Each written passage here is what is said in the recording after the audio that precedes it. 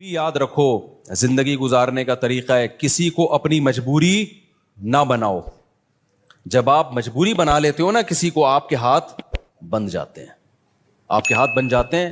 اور جتنا آپ اپنے آپ کو دوسروں کے سامنے مجبور بناؤ گے, اس زمانے میں اگلا اتنا ہی آپ کو نوچ نوچ کے کھانا شروع کر دے گا, نوچ نوچ کے کھانا شروع کر دے گا. تو یہ ہم صرف فقیر کس کے ہیں؟ اللہ کے. محتاج کس کے ہیں؟ اللہ کے. بس اللہ کے سامنے گڑ گڑاؤ, اللہ کے سامنے ناک رگڑو, اللہ کے سامنے بولو میں محتاج ہوں, میں بھکاری ہوں تیرے در کا. باقی ہر ایک کے سامنے میرے بھائی سر اٹھا کے جینا سیکھ. اور دیکھو مرد کی اللہ نے یہ اس فطرت رکھی ہے کہ اپنے ماتحتوں کے, آپ کے ماتحت اچھا سلوک کرے نا, آپ 20 گنا بڑھا کے اچھا سلوک کرو ان کے ساتھ. ہمارے حضرت مفتی رشید احمد صاحب رحمہ اللہ تعالیٰ کی طبیعت میں بے انتہا استغنا تھا, بہت استغنا. استغنا سمجھتے ہیں؟ یعنی وہ اپنے آپ کو کسی کا محتاج نہیں بناتے تھے کبھی بھی. لیکن ہم نے دیکھا کہ ہمارے حضرت کی کوئی ذرا سی خدمت کر لینا, حضرت کو پتا چلتا تھا نا یہ دل سے خدمت نہیں کرنا چاہتا, حضرت کبھی بھی خدمت نہیں لیتے تھے اس سے.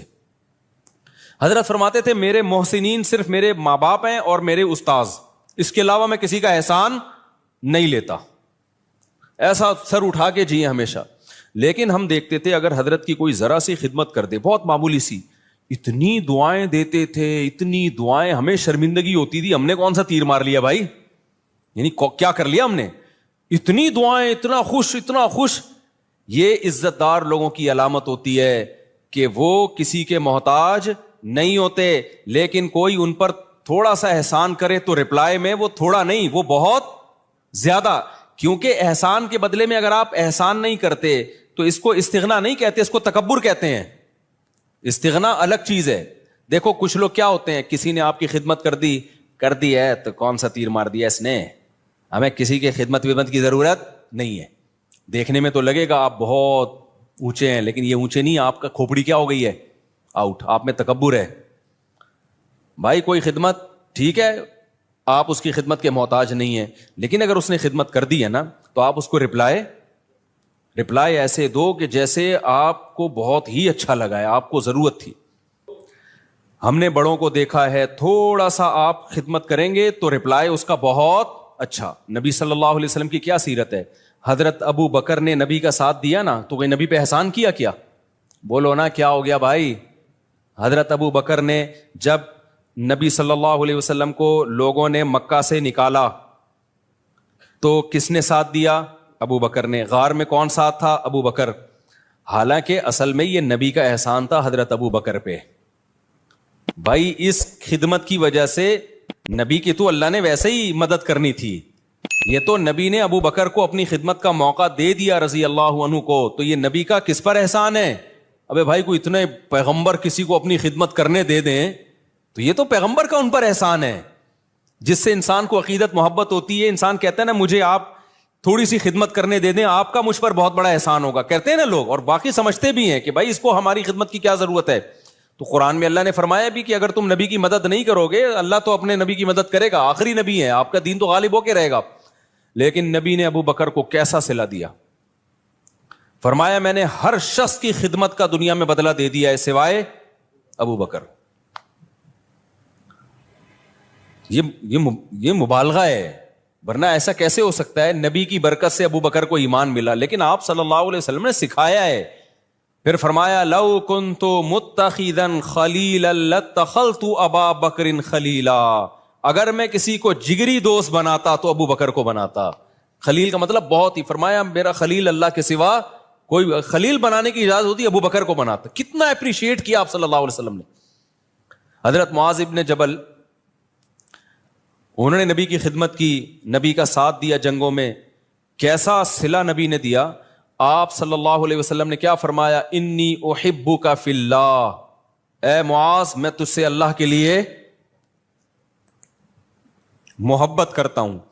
جس سے آپ کو محبت ہونا, صحابہ کو پیغمبر سے کس قدر محبت تھی.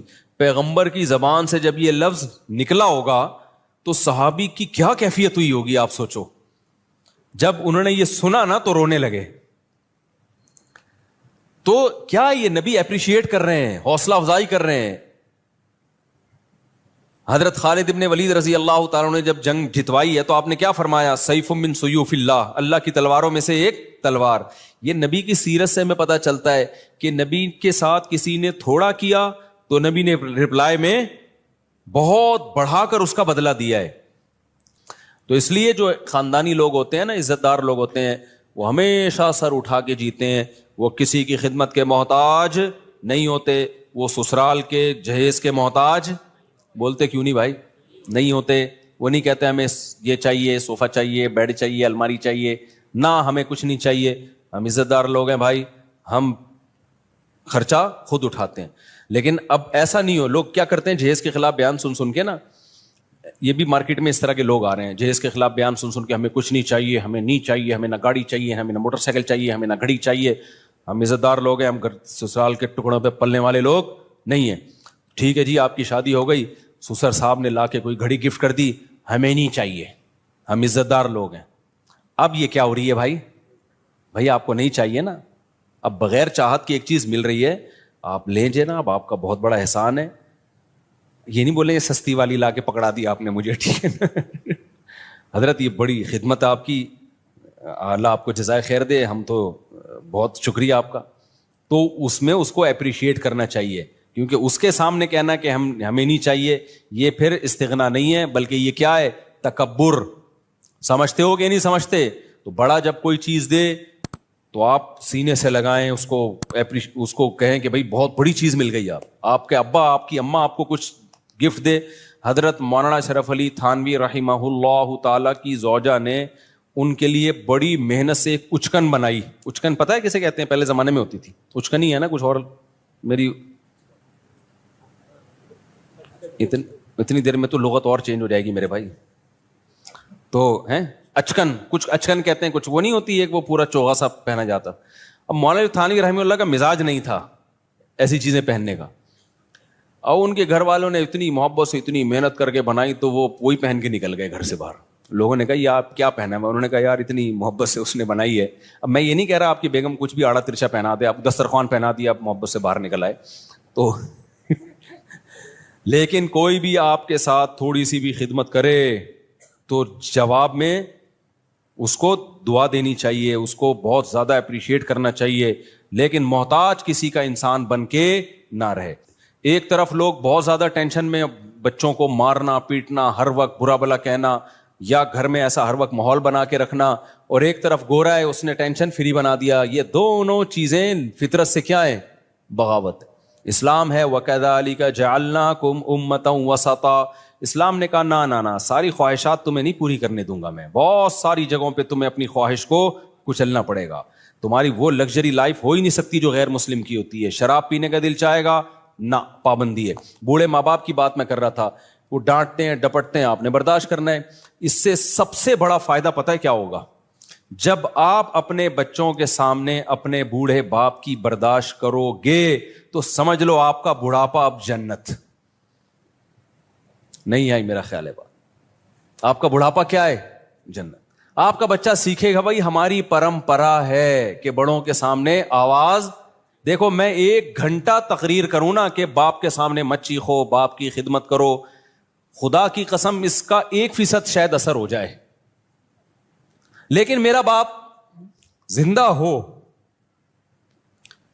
اور میں اولاد کے سامنے ان کی خدمت کر رہا ہوں اور باپ کی مار برداشت کر رہا ہوں، وہ مجھ پہ ہاتھ اٹھا رہا ہے مگر میں اس کے سامنے آواز اونچی، مار کھا کے بھی میں مسکرا رہا ہوں.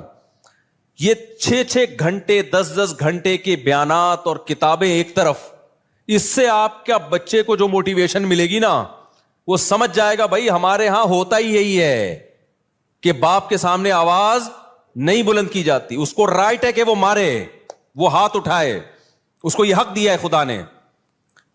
اب تک ہمارا کلچر بچا ہوا کیوں تھا؟ باپوں کے سامنے ماؤں کے سامنے چیختے نہیں تھے. کیوں بچا ہوا تھا؟ اس لیے کہ دیکھتے آ رہے باپ. اب سیٹ اپ ختم ہو گئے نا، تو شادیاں دیر سے ہو رہی ہیں، بچے پیدا ہی ایسی عمر میں ہوتے ہیں کہ آپ کے باپ کا انتقال ہو چکا ہوتا ہے. یہ بھی ایک بڑا نقصان ہے. پہلے لوگ بچے دیکھتے تھے ہمارے ابا اپنے ابا کی ایسی خدمت کر رہے ہیں. ہم نے ایسے خاندان دیکھے ہیں کہ دادا بیٹھا ہوا ہے نا، مجال ہے کوئی منہ سے آواز بھی نکال لے، وہ پتہ چلتا تھا واقعی دادا ہے. اب دادا ایک لقب رہ گیا، محلے کا دادا آ رہا ہے.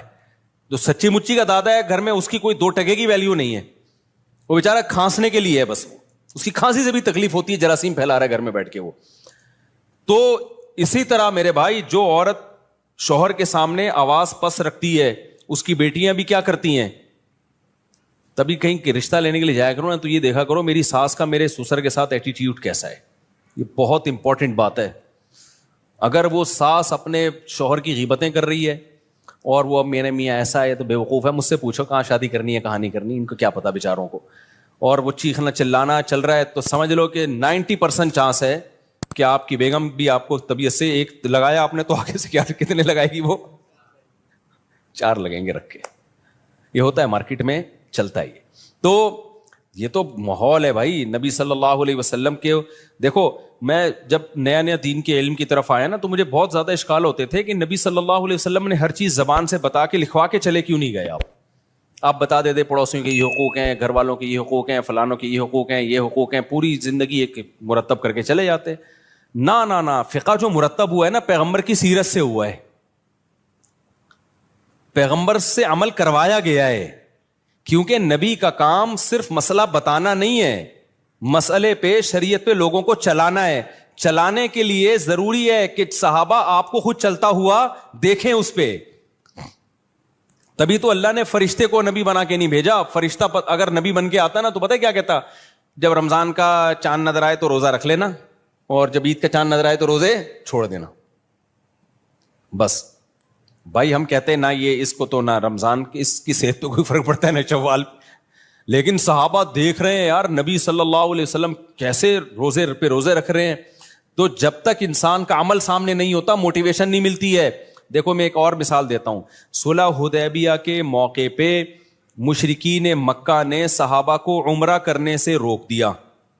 اب عمرے کا احرام باندھا ہوا ہے سب نے.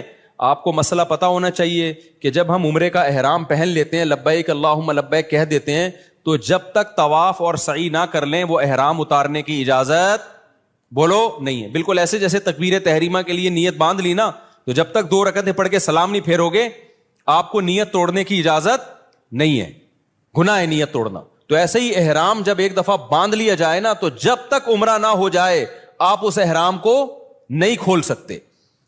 تو صحابہ احرام میں بیٹھے ہوئے ہیں, مشرکین نے آپ کو منع کر دیا, معاہدہ کیا کہ بھائی اگلے سال آنا آپ عمرہ کرنے کے, اس سال نہیں کر سکتے آپ. تو اب صحابہ پریشان, پہلے موت پہ بیعت کر چکے ہیں 1400 صحابہ کہ ہم لڑیں گے ان سے. تو موت پہ بیعت بھی ایسے جذبات بنے ہوئے ہیں, بھائی ہم نے تو ان سے لڑنا ہے, موت پہ بیعت کر کے تیار بیٹھے ہوئے لڑائی کے لیے. اب شرطیں ساری کافروں کی مان رہے ہیں, اور پھر مزید شرط یہ کہ عمرہ کرے بغیر احرام بھی کھول دو آپ, یعنی سر منڈا لو پہلے ہی اور احرام کھول کے دم دو. تو یہ تو اور ان پہ شاک گزرا کہ بھئی یہ تو ذلت در ذلت در ذلت ہے, ہم کیسے مشرکین کے کہنے پر ہم عمرہ چھوڑ دیں اور سر منڈا کے احرام کھول دیں, یہ تو بڑا مسئلہ ہے. نبی صلی اللہ علیہ وسلم نے صحابہ سے فرمایا بھائی سر منڈاؤ اور احرام کھول دو. کوئی بھی نہیں کھول رہا, ٹھیک ہے نا بھائی, ہم کیسے کر لیں کیسے کر لیں, سب ڈر رہے ہیں کہ بھئی ہم یہ تو عمرے کا احرام باندھا ہوا ہے, ہم دباؤ میں آ کے کیسے کر لیں بھائی. تو آپ صلی اللہ علیہ وسلم پریشان ہو گئے کہ بھئی میں سب کو کہہ رہا ہوں کہ سر منڈا لو اور احرام کھول دو, لیکن کوئی بھی نہیں کر رہا یہ کام. آپ کہہ سکتے ہیں بھئی صحابہ نبی کی نافرمانی کیسے کر رہے ہیں. دیکھیں نبی کی حکم کی 2 حیثیتیں ہوتی ہیں. بعض دفعہ آپ صلی اللہ علیہ وسلم کوئی حکم دے رہے ہوتے ہیں, صحابہ یہ سمجھتے ہیں شاید یہ کوئی سیاسی حکم ہے, یعنی ہماری آسانی کے لیے دیا جا رہا ہے, یہ کوئی واجبی حکم نہیں ہے, ہماری آسانی کے لیے. عزیمت اسی میں ہے کہ عمرہ کیا جائے. ہوتا ہے نا بعض دفعہ آپ کسی کو اجازت دیتے ہیں, چل بھائی چھٹی کر لے تو آج تو چھٹی کر لے. وہ ٹیچر چاہتا ہے کہ سبق ہو لیکن کہتا ہے کر لے چھٹی, تو طالب علم کہتا ہے نہیں سر ہم پڑھیں گے. ایسے ویسے مارکیٹ میں ہے نہیں, لیکن ایک مثال دے رہا ہوں میں. تو اور اتنے اچھے ٹیچر بھی نہیں ہے کہ آپ کا چھٹی کرنے اور کیا نہیں پڑھو, وہ بھی کہتا ہے جا. کراچی میں تو 1 بوند برسنے سے پہلے ہی 1 مہینے کی اسکول کی چھٹیاں ہو جاتی ہیں. ابھی 2-4 بوندیں اور پڑ گئی تو 6 مہینے کی چھٹی. خیر, تو نبی صلی اللہ علیہ وسلم کو پھر حضرت صفیہ نے مشورہ دیا, آپ کی زوجہ نے فرمایا یا رسول اللہ آپ ان لوگوں کو آرڈر نہ کریں, آپ سر منڈا لیں احرام کھول لیں بس. تو نبی صلی اللہ علیہ وسلم نے کیا کیا, سر منڈایا, احرام کھول دیا اپنا. جیسے ہی نبی نے کیا سب نے سر منڈا کے کیا کر لیا. اس سے پتا چلتا ہے نبی کی بھی اسپیچ اثر نہیں کر رہی ہے. آپ پریشان ہو گئے بھائی یہ مان کیوں نہیں رہے میری بات.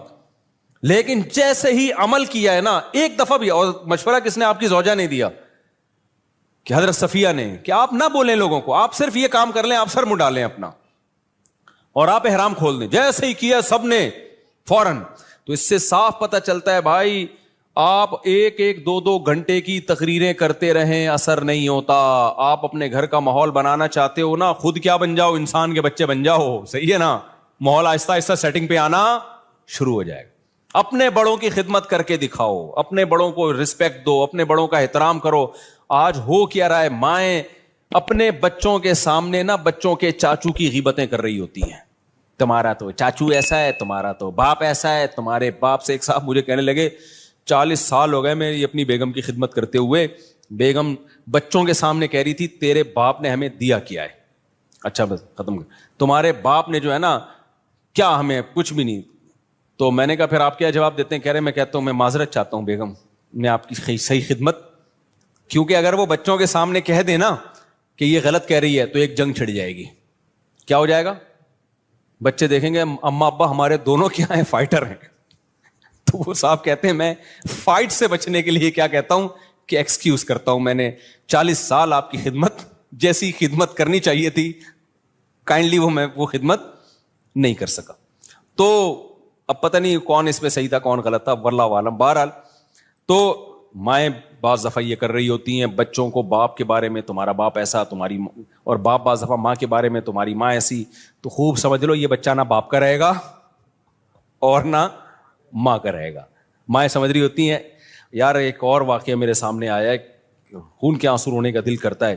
ایسے واقعات بھی آتے ہیں, ماں بیمار ہوئی ہے نا, اب بچہ ماں کی زیادہ خدمت کر رہا ہے تو باپ کو غصہ آ رہا ہے. باپ بیمار پڑا ہوا ہے, بچہ باپ کی بہت خدمت کر رہا ہے تو ماں کو غصہ آ رہا ہے کہ کیوں ابا کو اتنا کیوں فری کرایا ہوا ہے. بس اعتدال سے رہو, زیادہ غلام بننے کی کوشش.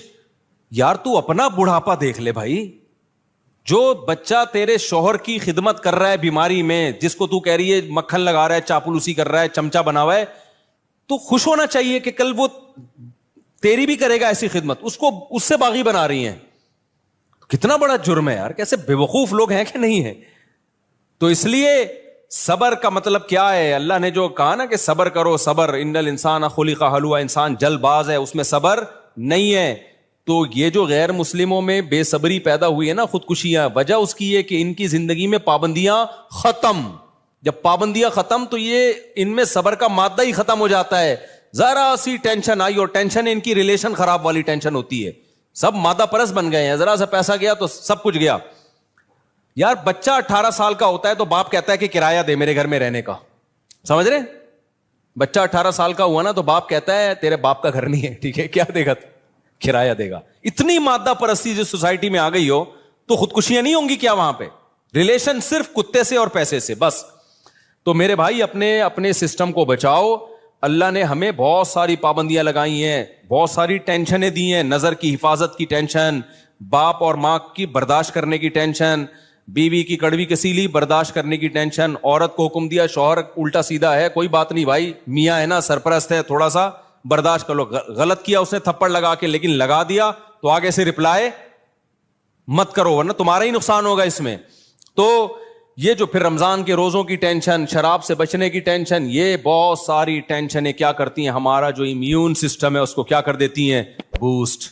پھر کبھی زندگی میں کوئی ٹینشن آئی تو اتنی ساری ٹینشنیں جھیلی بھی ہوتی ہیں کہ یہ ٹینشن ہمیں ہلکی لگتی ہے. بالکل وہ ایک جو بدماش تھا نا, سعودیہ کے جیل سے چھوٹ کر آیا, مجھے اپنا واقعہ بتا رہا تھا. انڈیا میں بڑی بدماشیاں اس نے کی ہیں. کہہ رہا میں نے انڈیا میں اتنی جیلوں میں مار کھائی ہے کہ ایک دفعہ سعودی عرب میں پکڑا گیا تھا, تو جب وہ مجھے مار رہے تھے تو مجھے ایسا لگ رہا تھا گدگدیاں ہو رہی ہیں مجھے. میں نے اس کو پوچھا نا یار تجھے اتنا مارا, تو نے راز اگلا کیوں نہیں؟ وہ اپنی کمپنی کو بدنام نہیں کرنا, وہ یہ نہیں بتا رہا تھا میں فلاں کمپنی کا آدمی ہوں, کمپنی سے وفا کی اس نے. دیکھو اس نے کہا کہ اگر میں نے بتا دیا نا فلاں کمپنی کا ہوں تو کمپنی کا تو قصور تھا نہیں, لیکن کمپنی بدنام ہوتی, اس کا کاروبار بیٹھ جاتا. کہتا ہے میں نے کہا میں کمپنی کا ملازم ہوں, مار کھاؤں گا, کمپنی کو بدنام نہیں کروں گا, جو میری غلطی ہے میری ہے, میں کمپنی پہ کیوں ڈالوں. اتنی مار کھائی, اتنی مار کھائی, لیکن منہ سے اگلا نہیں. میں نے کہا کیسے برداشت؟ کہہ رہے ہم عادی ہیں. لیکن اس کا فائدہ کیا ہوا برداشت کا؟ کمپنی کے اونر کو جب پتا چلا نا یار اس نے اتنی مار کھائی, ہماری کمپنی کو بدنام نہیں کیا, انہوں نے کمپنی نے اس کو پارٹنر بنا دیا, اب وہ ارب پتی ہے، وہ آدمی کروڑ پتی ہے، وہ آدمی سمجھتے نہیں ہو میرا خیال ہے بات. تو یہ جو میرے بھائی اسلام کی پابندیاں ہیں یہ آپ کو کیا کر دیتی ہیں؟ اسٹرانگ کر دیتی ہیں، مضبوط بنا دیتی ہیں. غموں کو جھیلنا آپ کے لیے آسان. اس لیے انسان کے بچے بن کے جو شریعت کی پابندیاں ہیں اس کو فالو کرو. وقت چونکہ پورا ہو گیا ہے، مجھے اندازہ ہی نہیں تھا کہ اتنی جلدی وقت پورا ہو جائے گا.